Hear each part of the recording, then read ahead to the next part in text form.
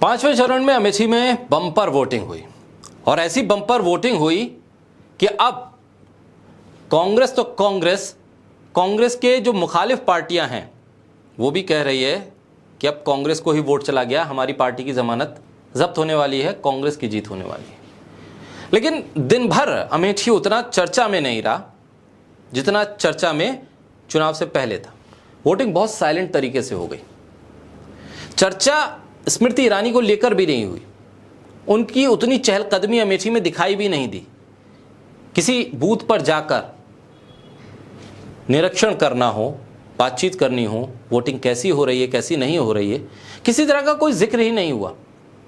और एक तरह से साइलेंट वोटिंग अमेठी में जिस तरह से हुई है और बम्पर वोटिंग दिखाई दे रही है अब तक के आंकड़ों में, वो ये बता रहे हैं कि अमेठी ने पूरी तरह से मन बनाकर वोट दिया है, जान लगाकर वोट दिया है। जो तमाम ग्राउंड रिपोर्ट्स हैं उसके मुताबिक प्रियंका गांधी का अमेठी में डटकर खड़े रहना और यह कहना कि मैं यहां से कांग्रेस के उम्मीदवार किशोरीलाल शर्मा को चुनाव जितवाकर ही जाऊंगी, उनकी रैलियां, उनकी नुक्कड़ सभाएं, रोड शो, उसने प्रभाव डाला मतदाताओं के ऊपर।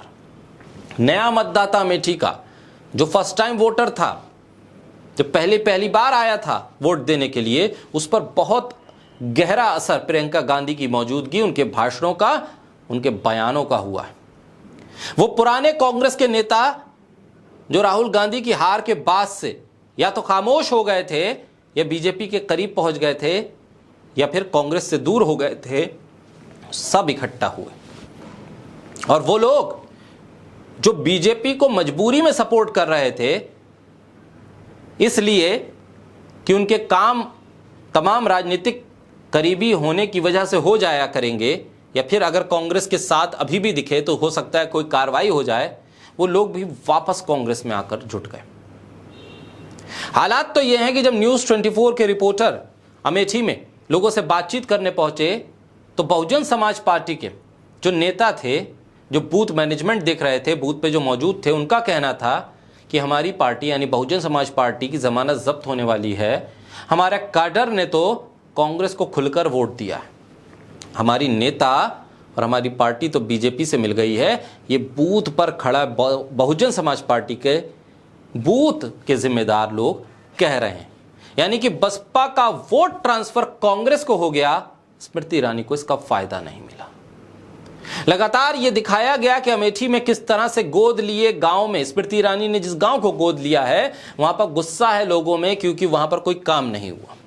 13 रुपए किलो चीनी मिलेगी, उनके इस वादे को आज भी लोग याद कर रहे हैं, पूरा नहीं हुआ।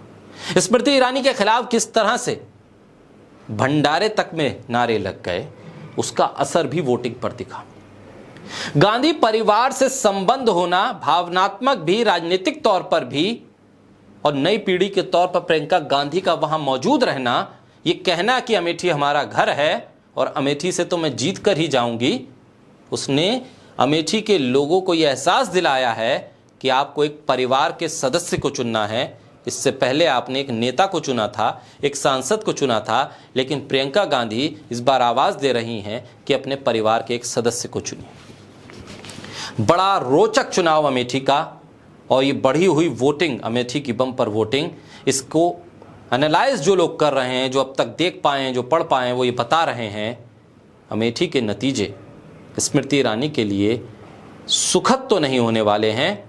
बहरहाल देखना ये होगा कि जब असली मतगणना होगी 4 तारीख को, तब क्या नतीजे आते हैं। बहरहाल अब तक के जो हालात बता रहे हैं कि किशोरीलाल शर्मा रेस में आगे बढ़ते हुए फिलहाल दिखाई तो दे रहे हैं।